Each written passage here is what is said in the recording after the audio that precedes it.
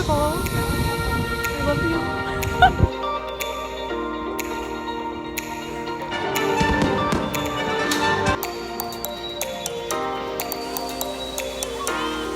Give them a round of applause.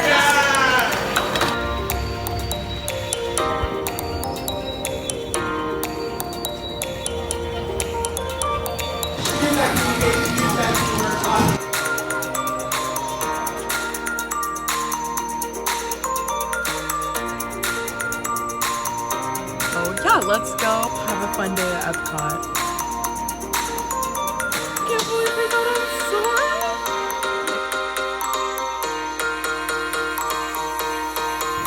Let's go.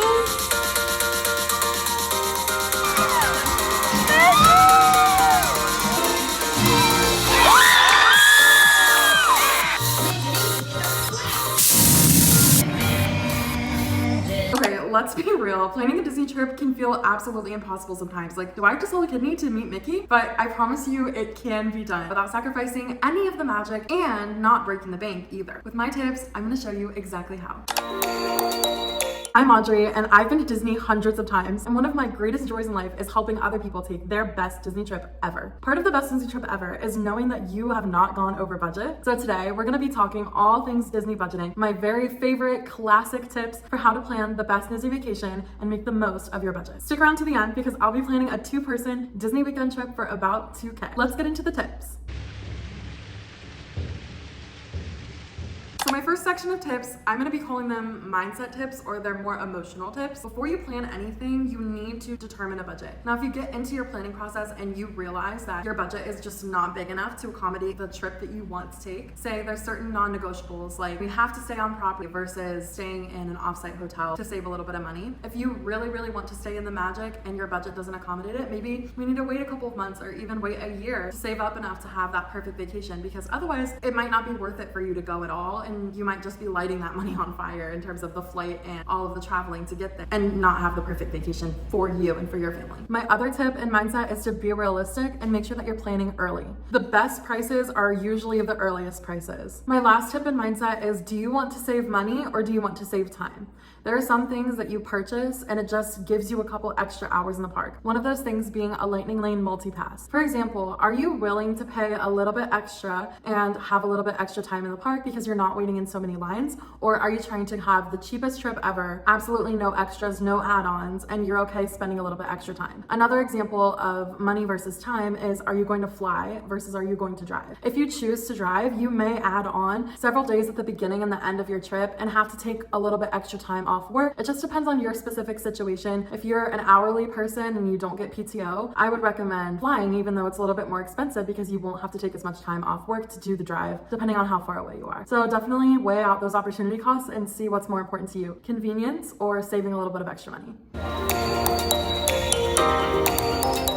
How are you gonna get there? And how are you gonna get back? All things transportation. The first big question, the first big fork in the road that you're gonna have to answer is, am I driving or am I flying? Driving can be great for saving a little bit of extra cash. Driving can also be really great if you have a really large group. Maybe you don't wanna pay for plane tickets for your entire group of 17 for your family reunion. Driving is also a great option if you are a merchandise person. If you know that you're gonna want to bring home a lightsaber and t-shirt and the Epcot cookie jar and everything that you could possibly want, and you don't wanna pay extra for a carry-on bag or a checked bag, then driving might be the way for you. Something fun about driving is that you can bring snacks, you can make fun stops along the way. That can kind of extend your vacation in a sense, the road trip aspect of it. But don't forget that you're gonna need to pay for gas, you're gonna need to pay for food, you're gonna need to pay for hotels, possibly 1 or 2 nights, depending on how fast you want to drive, how comfortable your party is switching drivers. Maybe you're willing to just hop in the car and drive all night to get there. That's what my family did. But again, we were a day trip away, not like a 5-hour day trip or like a 14-hour day trip, but we still did it overnight. So it just depends on how much that you guys want to spend on the trip before the trip even starts. The last thing I'll say about driving is just make sure that you have a really solid rest plan. A lot of people recommend that you drive for 2 hours and then take a rest for 15 minutes. When I was driving down to start my DCP with my parents, my mom actually planned all of our rest stops in advance. It was amazing. She had this big like laminated sheet and we all drove separate cars because we were moving all of our stuff. It was really great and it really helped us know when we were going to meet up with each other, where we were going to eat, and we knew how many minutes we had until the rest. It was nice to see also like in the GPS, it was helpful to think of it in chunks instead of looking at like oh, okay, I have a 16-hour drive today. My ETA is like 8 p.m. It was like on my GPS, it was like, you have 2 hours. And so it made it a lot more manageable to make the drive. And I just felt like we were a lot safer because we took lots of breaks. It's always better to rest and go slow than get in an accident and mess up your whole rest of your trip. If you've decided that you are flying, my number one tip again is to book your flights early. I saw this post the other day that was like, I think it was a TikTok, and she was like, let me check the price of this flight. And she checked it and it's like, oh, that's a reasonable price. Let me wait 2 weeks and see if it goes down. Newsflash, it's not gonna go down. I am definitely a victim to this. I'm like, oh yeah, the price is gonna decrease a couple days before the trip. Like I might as well wait for those last minute bookings. Don't do that. Don't do that. Do not risk it. You wanna have those flights booked early and at the lowest price that they are going to be, which is gonna be definitely at least 3 weeks ahead of your trip. If you are flying a budget airline, I know for Spirit and Frontier at least that their carry-on fee is not included. So you will get a personal item, but you will have to pay extra to have a carry-on, usually about $30 per passenger or sometimes up to $60 per passenger, depending on the season. Now, of course, if you think that you're gonna have a ton of extra stuff to bring or you're planning on purchasing a bunch of extra things while you're down there, you may even want to purchase a checked bag, which can be about $100. So doing the math for you, is it more worth it to drive or is it more worth it to fly with the extra luggage fees versus gas and hotel? That is up to you. While we're on the subject of luggage, one of my very, very favorite top tips is to purchase your souvenirs and then ship them home. On my last trip to Disney World, I purchased an amazing Epcot key jar and I was able to ship it from the Epcot Epcot Creation Shop. They're all the C names. I know my Disney people, you know what I'm talking about. The Creation Shop, I shipped it from there back to my house and I believe it was about $25. But I've also seen people get away with buying like a keychain, a pair of socks, and the shipping only being like $4 or $9. I think the most that shipping something home would ever be is about $39. That's the highest I've ever seen. For me, it was spending $25 to ship the item home versus spending $60 on bringing a carry-on or $100 on bringing a check bag. My last tip in the transportation section is the transportation from MCO to your resort. My favorite option is a rideshare because I really like the privacy and I like that it's just there as soon as you walk out of the airport. But if you want a more budget-friendly option, I recommend taking the Mears shuttle. The Mears shuttle, MEARS. I like to say it's the Mickey Ears shuttle. Depending on the size of your party, that might be a cheaper option. But if you have a really large party and they're all adults, I would just recommend getting like an Uber XL or like a Lyft XL because that can sometimes be cheaper if you just split that Uber. So my next section of tips is all about where to stay. You do not have to stay on property to have an amazing, magical vacation. My most recent trip was actually at an off-site Good Neighbor hotel, and we had the most magical, amazing time ever. Most hotels usually have breakfast included. Not Disney hotels, unfortunately. If you go downstairs and you want a little something to eat at the hotel restaurant at a Disney resort, it might cost you $20 a plate, $15 a plate just for breakfast, which is typically complimentary. So if you get to a Good Neighbor hotel, which is what these are called, you will have a hotel that's not necessarily in the Disney bubble, but might be right outside of it, not too far. Some of them even include transportation, which is the big draw of staying on property. They may have shuttles, and they will also typically have an included complimentary breakfast to save you lots of cash on that, as well as just their room rates being a little bit lower at, say, my favorite offsite hotel is the Home 2 Suites at Flamingo Crossings because that's where I have stayed before. I have sentimental memories there. And also just the lobby is so cute. Like a lot of these Good Neighbor hotels might not have the full Disney theming that you're looking for, but they'll typically have like plushies out or cute little stands, or the Home 2 Suites even has a concierge who can help you plan your Disney trips, and you could even book your tickets through them. I don't recommend doing that if you're trying to stay on a budget, but it is really sweet that they have that. And the Home 2 Suites also has Mickey waffles in the morning. So I know it's crazy. You don't really think about staying at like an offsite hotel and getting that Disney magic, but they do. My favorite detail about the lobby of the Home 2 Suites, by the way, is they have 4 elevators, and on each elevator they have like showcase a different park. So you could press the button and I would always guess like, oh, are we gonna go in the Magic Kingdom elevator or the Hollywood Studios elevator? Another thing that you think that you might miss out on staying at a Good Neighbor hotel is fireworks views. But from the Home 2 Suites, you can actually see the Magic Kingdom fireworks, the Epcot fireworks. You can see them from the balcony, so you actually have a fireworks view room type that you can book. You also get quite a bit more space. So for me, I think I paid a little bit less than I would have paid at a Disney hotel, but I got like 3 times the space because it was a 1-bedroom suite. It was just 2 people, but we could have slept, I think, like 6 people in that room if we had wanted to. So that's definitely an amazing option to check out. I also think going down the Vrbo or the Airbnb road is an amazing option as well. I think when I was younger, like maybe 12, my parents and I did an Airbnb and it was so fun. It was like a Disney themed house. It was really cool. I think those are definitely the best option for groups. So if you're a really large group, like I said, like a family reunion or just your whole big family, you have lots of brothers and sisters, lots of cousins, blah, blah, blah. We all want to go to Disney together. Get a cool Airbnb themed house. They have like themed rooms, like a Lilo and Stitch room or like a Finding Nemo room. And they're so cool. And a lot of people think that it would take you out of the Disney magic, but it really doesn't. I think they're just as fun as staying on property. I really do. The only thing with these themed houses are you are going to need to budget for transportation. For me, I love to stay within the magic because I love to use the complimentary transportation. They have Skyliners, they have buses, they have boats, etc., etc. So you will need to add that into your budget, but the savings that you're going to get on staying in an Airbnb or a Vrbo and splitting it between your large group will definitely cover the extra transportation costs that you might incur taking like an Uber or a Lyft every day. Another budget-friendly option is just think about the time of year that you want to travel. If you really want to stay on property and you're still looking to save a little bit of money, I highly recommend traveling in late January. Most of February is pretty good. I would say late August, all of September is usually pretty good. There used to be really apparent peaks and valleys in terms of the value system. I would say now it's a little bit more evenly spread out, especially with Epcot's having festivals basically year round. But I still think that there's a little bit of value in just planning your trip at a less dense, less crowded, less expensive time at Disney. So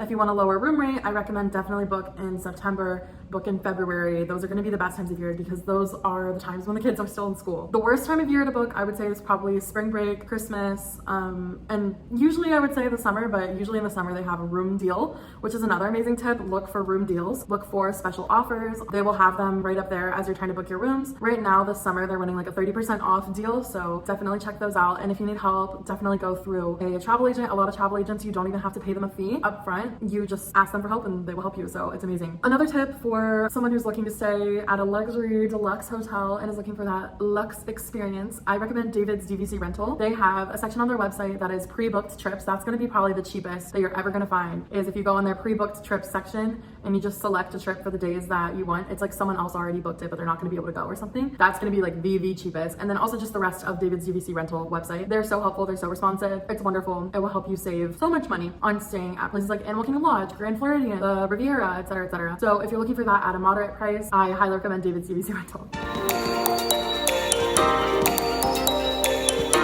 My next section is all about park tickets. So after you have your room secured, the next thing that you're gonna want to do is go to the Disney website and score some park tickets. The first tip, probably the best tip, the tip that makes the most logical sense, is if you want to spend less money, you will want to spend less time in the parks. I know, you don't want to do that, but sometimes cutting down your trip can open the opportunity for you to have amazing experiences at the resort or just have a chill day. I highly recommend searching your heart, talk to your travel group, talk to your kids, talk to your parents, whoever you're going with, and just say, do we really need to go to all 4 parks? Could we get away with just going to Hollywood Studios if you have a lot of Star Wars fans in your group, just going to Animal Kingdom, the animal lovers in your group, and then just having some amazing pool days for the rest of your vacation? That could be an amazing option that would save you guys hundreds of dollars on park tickets, seriously. If you want the all 4 parks experience, I also say you could spend a little bit less cash, spend only 2 park days, and get park hoppers on those tickets. That would still be less money than getting 4-day tickets. So say you wanted to get 2-day tickets with a park hopper add-on on those tickets, you could go to Magic Kingdom and Epcot on the first day, and then you could do Hollywood Studios and Animal Kingdom on the second day. Or actually, no, I don't recommend that. Do Magic Kingdom, Animal Kingdom, Epcot, Hollywood Studios. That's going to be a much more chill pairing of those two if that's what you want to do. But yeah, it would be so much cheaper if you did a 2-park day with park hopper instead of 4 straight days in the park. There are truly so many activities at Disney where if you were to take a day and not go to the parks, there would still be plenty that you could do, plenty of memories that you can make. I think this is a great option for families that have nap age kids. You know, if your kids are getting overtired, overstimulated by going to the parks every single day, maybe they need a pool day, maybe they need an arcade day, maybe they need to go ride a pony at Fort Wilderness, maybe they need to do a lobby scavenger hunt like they offer at the Animal Kingdom Lodge. Maybe they just need a day to chill and eat beignets at Port Orleans. That can be just as magical a day as spending it at Magic Kingdom or Epcot or whatever for the 5th day on your trip. So definitely think about having a resort day, have a chill day, ride the monorail, get a Dole Whip, watch the fireworks from the Poly. There's plenty of ways that you can have fun at Walt Disney World without having a park ticket. If you are convinced that you need park tickets for every day or you're just trying to get some deals on park tickets, again, always check the special offers page because they usually have special offers running right now. Again, they have that summer 30% 30% off thing. Another way to get a free park ticket is if you are a resort guest and you are coming on your check-in day at Walt Disney World Resort guest, you will get free tickets to a water park on your check-in day. So that's a little freebie add-on that they're doing, I think, until the end of 2025.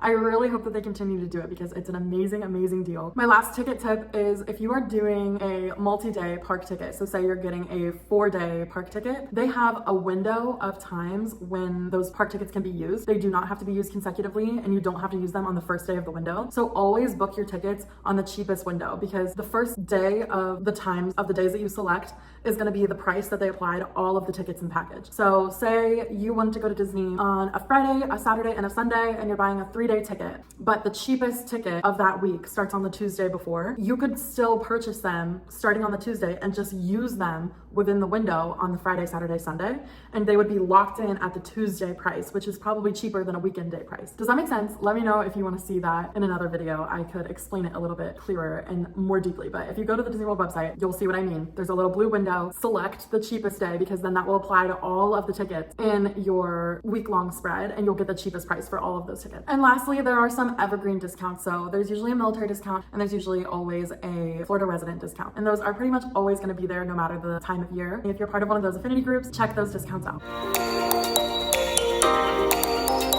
My next section is all about my favorite thing to do at the Disney parks, which is eat. My first tip, my number one tip, is it goes back to my mental tip of be realistic. I want you to get out your phone, download the Disney app, because in the app, you're gonna be able to view the exact location of every restaurant in every park, every resort. Click on the restaurant, click on menu. On the menu, it will display the prices. If you want to find out exactly how much money that you might spend on food, it's right there on the app. You can figure out exactly how much your full day of eating is gonna cost you and your family, and voila, you have your budget pretty much made. If you want to increase it or decrease it from there, then I would just recommend making some swaps and look at the other menus and see if there's anything cheaper. This is going to be the most foolproof, concrete way, an everlasting solution, because those prices will change and update as the prices at the Disney parks change and update, and they will live past this video, and it will always be accurate information. Don't download it the day that you get there. Download it weeks ahead of time while you're planning your trip. My next dining tip is to eat at all quick service restaurants, or mostly quick service restaurants and 1 or 2 sit-down restaurants, depending on the size of your budget. For me, quick service meals, that sounds like, oh, I'm going to be having pizza and fries every single day. No, there's some quick service meals that are absolutely delicious. For example, Satuli Canteen in Disney's Animal Kingdom has probably the most delicious quick service meals. They're amazing bowls, like rice, chicken, steak. It's so good. It's not pizza and fries. It's not a hamburger and hot dog, but will be about $30 per person instead of a $60 sit-down meal. Another option for you, I recommend getting the kids meals. I know it sounds really weird coming from me. I'm like 24, but when I was down there on my college program, literally, I only ate the kids meals. They were so good. They were like $7. They were like $5 with my cast discount. I could walk in anywhere, and the kids meal is always, it's like an entree, and then it's 2 sides and a drink. No matter where you go, that's the formula. The kids meal at Sanaa that I would always get was butter chicken, like a little cup of butter chicken, a side of rice, side of mac and cheese, and then a drink. And it was like a kid's drink. A lot of people think that the only drinks that you can get are like chocolate milk, regular milk, apple juice. No, you can get a small fountain drink. It's like a kid-sized fountain, but it comes with the kids meal. It's so good. Highly, highly recommend the kids meal anywhere you go. I think one of my favorite kids meals to get on property was the Woody's Lunchbox kids meal. You don't get the full grilled cheese sandwich. You'll get like half of a grilled cheese sandwich, but you get 2 sides. So I would get half a grilled cheese sandwich, tater tots, cutie, like mandarin, and then a fountain drink, and it's perfect. It's literally perfect. It's not enough food. Like, I'm full and like satisfied after eating a kids meal, and it's literally like usually under $10 at every restaurant you can get a kids meal for. It's so good. So good. If I could go down there and eat all kids meals for my meals, I would be very happy. Bring your breakfast from home. Don't buy it there. If you bought every single meal at Disney, it would be like $30 a person breakfast, $30 a person lunch, maybe $40 a person dinner. Just skip breakfast. Not like don't eat breakfast, but like skip paying for breakfast. Just bring granola bars from home. Get the coffee in the room. Like, that is probably the easiest meal to recommend that someone get from home. A lot of people also just really don't need like a huge big breakfast before running around the park. So if that's you, that's an area that you can save a little bit and cut back on so you can have a really fun dinner. I also highly recommend, if you're traveling with kids or you're traveling with a family, you're traveling with someone who has really specific dietary needs, I recommend getting a grocery delivery. You can actually order grocery delivery like through Instacart, from like Publix or something like that nearby, or like a Kroger nearby. So there's a plane. Sometimes that can save you hundreds of dollars on food if you're happy with getting sandwich stuff, if you're happy with getting granola bars, apples, apple juice, like etc. from the grocery store, and just having quick, easy, ready to go meals. You could spend a lot less time eating and waiting for food and standing in food lines and mobile ordering, blah blah blah, and then also you'll save a lot of money paying for those meals. So you and your family can just keep on trucking through the rest of the day while everyone else takes a break for lunch, you'll probably be able to ride like a bunch of other rides. You can get the groceries delivered straight to your hotel door if you're staying on property, or also if you're staying on property and you're not going to be at your room to accept the order, you can typically call Bell Services and they'll keep it, and they actually have fridges near there. So if you get like milk or something that you need kept cold, or medication that you need kept cold, you can call Bell Services and they'll just put that in the fridge until you come and pick it up. On that note, if you are not on a Facebook group for the resort that you're going to, I highly recommend doing that. I worked at Pop Century during my time at Disney as a cast member, and I joined the Pop Century Facebook group, and all the time I see people leave the groceries that they didn't eat outside their door just for free. Be on the lookout. Sometimes someone will post, hey, I have 10 packs of Gatorade outside room 312. If you want it, it's yours. Because like they can't take that on the plane with them and they didn't drink all of it. So hey, it's free. Nothing better than free. Here's a really fun kind of out there tip. I love this tip. I did it actually when we lived there. It was really cool. So I love Fort Wilderness. It's one of my favorite resorts on property. I love it so much. I love everything about it. Whatever. They have a lot of merch stores where they sell like campfire gear, basically, because it's like a campsite. So they have hot dogs, they have hamburgers, they have buns, they have ketchup, as well as like s'mores stuff. So if you want a really fun dinner, go to, what's it called? Chippendale's Campfire Jamboree. They typically have it every night at 8 p.m. and they will have a big fire pit out there. If you go, there's a merch store across a bridge down there. You could grab a pack of hot dogs, bring your family to the Campfire Jamboree, roast those hot dogs over the fire. That's dinner. You can also always explore going off property for food. Right by Walt Disney World, you're gonna find many food options that are, I'm sure, way cheaper than anything that you're gonna find in the parks. So if you have reliable transportation, if you wanna get an Uber and go to Portillo's, I'm not gonna stop you. There's a Chipotle down there, there's Olive Garden, there's a McDonald's. There's also a McDonald's on Disney property right next to the All-Star Resorts in Animal Kingdom. It's so cool, actually. It's like a solar powered McDonald's. It's really fun. I used to go there on probably every lunch break that I had. I was up at that McDonald's because it was right there and I just needed to like drive around for a little bit on my break. Highly recommend that. It'll save you a lot of money.